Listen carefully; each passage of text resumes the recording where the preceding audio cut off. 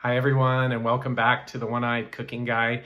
Today, the recipe I'm going to be cooking is called Creamy Vegetable Noodle Soup.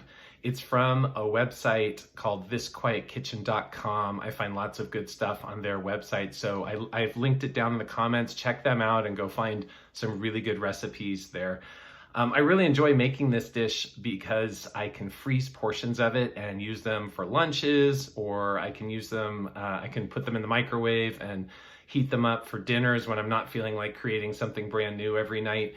And I have a really hearty, healthy, delicious meal whenever I need it. One of the things to watch out for in this video is that the recipe calls for the onions to be sauteed in olive oil, but because I follow a whole food plant-based way of eating, I try and avoid oils as much as possible. So you'll notice that I saute my onions in a bit of vegetable broth instead. So just something interesting to watch out for. Let me know in the comments if you try this recipe out and if you enjoy it, and I will see you soon.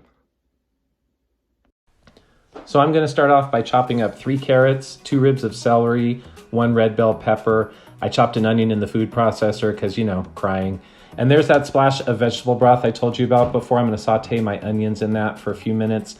Once they're all cooked, I'm going to throw in my chopped vegetables. I love the colors in this. It's one of my favorite parts of cooking this type of food. And I'm going to give that a stir, make sure they're all kind of cooked down till they get a little soft. Then it's time to add in the herbs. I'm going to start with 1 tablespoon of dried parsley, 1 teaspoon of dried basil, 1 teaspoon of dried thyme, a half a teaspoon of dried dill, about a teaspoon of salt, and then I'm going to put in a 1/4 cup of whole wheat flour. I'm going to stir that all together, and obviously the flour kind of coats all the vegetables, dries them out just a little bit. Then I add in about a half a cup of plant-based milk. I chose oat milk for this just because I find it's creamier than some of the other plant-based milks. You can use any kind you want, just make sure it's unsweetened. Here's 2 more cups of the same milk going in now. I'm gonna give that another stir and then add in 4 cups of vegetable broth, 2 tablespoons of nutritional yeast to give it that really good flavor.